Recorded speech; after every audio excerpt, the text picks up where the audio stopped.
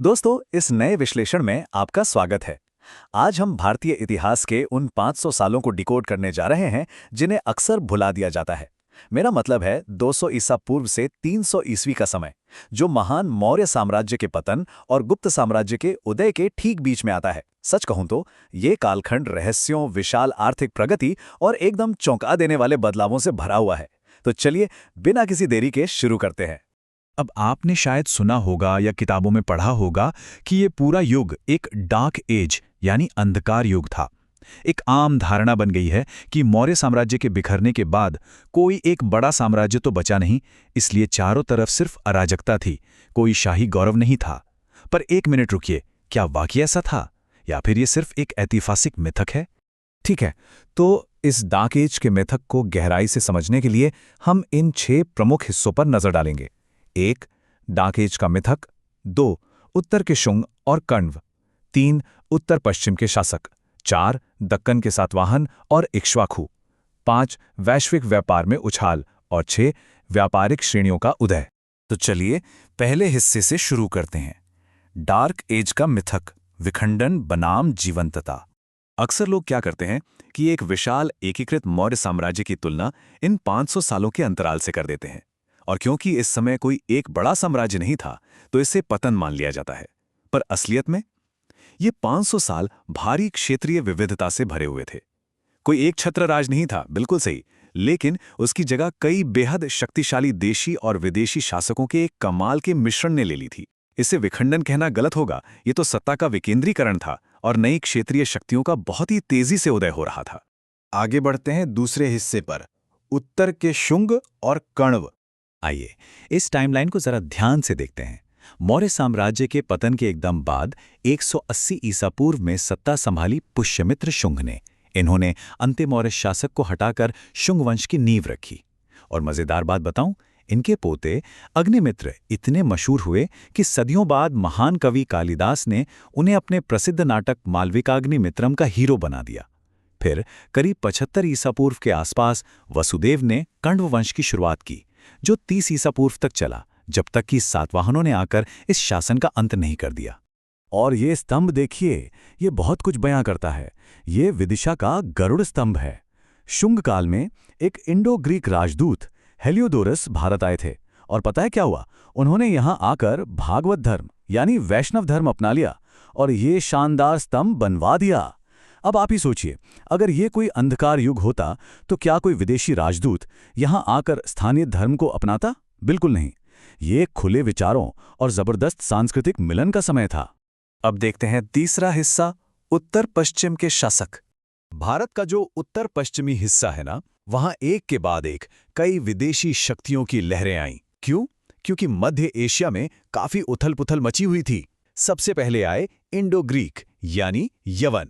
Bactria से इन्हें सिथियनों ने पीछे धकेल दिया था। फिर उनके बाद खुद शक आए, उसके बाद ईरान की तरफ से पार्थियन, और आखिर में आए कुषाण, जिन्होंने एक बहुत ही विशाल साम्राज्य खड़ा कर दिया। इंडो ग्रीक्स की बात करें तो भारत में सोने के सिक्के और राजाओं की तस्वीर या तारीख वाले सिक्के सबसे पहले इन्होंने ही जारी किए थे। इनके सबसे महान राजा थे मिनंडर, और ये बहुत ही दिलचस्प है। मिलिंद पन्हो नाम की एक पुरानी किताब है जिसमें राजा मिनंडर और एक बौद्ध भिक्षु नागसेन के बीच बौद्ध धर्म पर हुआ एक बहुत गहरा संवाद दर्ज है। जरा सोचिए, एक विदेशी राजा भारतीय भिक्षु से जीवन के सवालों पर चर्चा कर रहा है।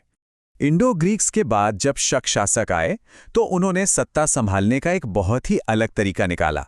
उन्होंने अपने विशाल साम्राज्य को सिर्फ एक जगह से चलाने के बजाय 5 अलग-अलग शाखाओं में बांट दिया।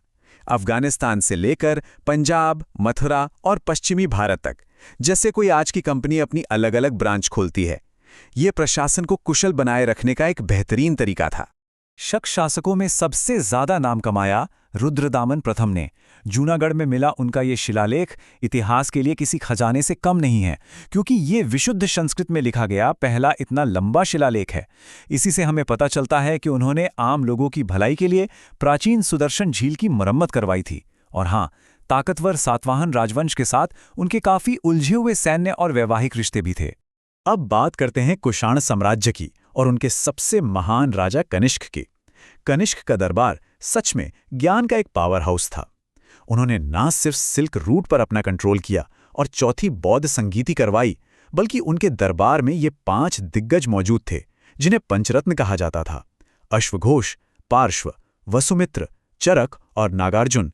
इन विद्वानों ने दर्शन और चिकित्सा में जो योगदान दिया, उसने भारतीय ज्ञान को बहुत समृद्ध किया। चलिए अब उत्तर से नीचे दक्षिण की ओर चलते हैं। हमारा चौथा हिस्सा दक्कन के सातवाहन और इक्ष्वाकु। दक्कन के इलाके में मुख्य रूप से इन 2 ताकतों का दबदबा रहा। सिमुख नाम के राजा ने सातवाहन वंश की स्थापना की और प्रतिष्ठान को अपनी मुख्य राजधानी बनाया। फिर जब उनका समय खत्म हुआ तो आंध्र के इलाके में इक्ष्वाकु वंश उभरकर सामने आया, जिनकी राजधानी थी विजयपुरी। इन दोनों राजवंशों ने दक्षिण में एक बहुत ही ठोस राजनीतिक ढांचा खड़ा किया। और अगर हम सातवाहनों की बात कर ही रहे हैं तो गौतमीपुत्र शातकर्णी का नाम तो लेना ही पड़ेगा। वे इस वंश के निर्विवाद रूप से सबसे महान शासक थे। नासिक के शिलालेख में साफ साफ दर्ज है कि कैसे उन्होंने शकों पर जबरदस्त सैन्य जीत हासिल की थी। एक और मजेदार फैक्ट बताऊं, बाद में जो इक्ष्वाकु राजा आए, वीर पुरुष दत्त, उन्होंने बौद्ध धर्म को इतना बढ़ चढ़कर सपोर्ट किया कि उन्हें दक्षिण का अशोक तक कहा जाने लगा था। अब राजनीति से थोड़ा हटकर अर्थव्यवस्था पर आते हैं। हमारा 5वां हिस्सा वैश्विक व्यापार में उछाल। सच बताऊं तो ये युग सिर्फ राजा महाराजाओं का नहीं था, ये एक बहुत बड़े इकोनॉमिक बूम यानी भारी आर्थिक उछाल का समय था। पूरा का पूरा उपमहाद्वीप बड़े बड़े व्यापारिक रास्तों से जुड़ गया था। खासतौर पर 2 रास्ते, उत्तर में पुष्कलावती से ताम्रलिप्ति तक उत्तरापथ और दक्षिण में गंगा घाटी से गोदावरी तक दक्षिणापथ। वणिक, सेठी और सार्थवा जैसे व्यापारियों ने इन रास्तों का भरपूर इस्तेमाल किया, जिससे नए नए शहर बसने और फलने फूलने लगे। और ये उछाल सिर्फ देश के अंदर नहीं था, ग्लोबल लेवल पे था। रोम के साथ व्यापार अपने चरम पर था। पेरिप्लस ऑफ द इरिथ्रियन सी जैसे प्राचीन दस्तावेजों के मुताबिक भारत से काली मिर्च, मोती, बेहतरीन रेशम और केसर भारी मात्रा में एक्सपोर्ट हो रहा था। और उधर से क्या आ रहा था? कांच के बर्तन, टिन, शराब और सबसे खास चीज भारी मात्रा में रोमन सोने के सिक्के। उस वक्त भारतीय व्यापारी सिल्क रूट पर एक बहुत ही मजबूत मध्यस्थ की भूमिका निभा रहे थे। अब आखिरी और छठा हिस्सा, व्यापारिक श्रेणियों का उदय। इस पूरे के पूरे व्यापारिक भूम को असल में जमीनी स्तर पर कौन चला रहा था? ये थीं श्रेणियां। आसान भाषा में समझें तो ये एक ही पेशे से जुड़े और एक ही इलाके में रहने वाले शिल्पकारों या व्यापारियों के बहुत ही वेल ऑर्गेनाइज्ड ग्रुप्स थे। 200 ईसा पूर्व के बाद जैसे जैसे व्यापार बढ़ा, इन श्रेणियों की ताकत और गिनती भी आसमान छूने लगी। ये सिर्फ व्यापारियों का समूह नहीं थे, ये उस वक्त की इकोनॉमी की असली बैकबोन बन चुके थे। आप सोच रहे होंगे कि ये श्रेणियां आखिर करती क्या थीं? तो सुनिए, इनका काम सिर्फ माल बेचना नहीं था। ये कारीगरों को ट्रेनिंग देती थीं, कच्चा माल जुटाती थीं, यहाँ तक कि आज के बैंकों की तरह काम करती थीं। वो अपने मेंबर्स के लिए खुद के कानून बनाती थीं। और तो और, मंदसौर के एक शिलालेख से पता चलता है कि रेशम बुनकरों की एक श्रेणी ने एक बेहद भव्य सूर्य मंदिर बनवाने के लिए खूब सारा पैसा भी दान में दिया था। तो अब इन सब बातों को जानने के बाद, साक्ष्यों, नए राजवंशों, विशाल व्यापारिक मार्गों और शिलालेखों को गहराई से देखने के बाद सवाल वहीं आ जाता है, क्या ये वास्तव में एक डार्क एज था या फिर वाणिज्य और सांस्कृतिक संलयन का एक स्वर्ण युग? मुझे लगता है जवाब अब बिल्कुल साफ है। ये किसी भी एंगल से अंधकार युग तो बिल्कुल नहीं था। इसके उलट ये अपार धन, शानदार कला और अलग अलग संस्कृतियों के घुलने मिलने का एक बेहद जीवंत युग था। विदेशी शक्तियों ने भारतीय संस्कृति को अपनाया और भारतीय उत्पादों ने दुनिया भर के बाजारों पर राज किया। इन 500 सालों ने आने वाले इतिहास के लिए एक बहुत ही मजबूत नींव रखी। तो दोस्तों, इस विश्लेषण में हमारे साथ जुड़ने के लिए आपका बहुत बहुत शुक्रिया। अब आप ही बताइए, इतिहास के और कौन से ऐसे बड़े रहस्य हैं जिन्हें हमें अगला डिकोड करना चाहिए? सोचते रहिएगा।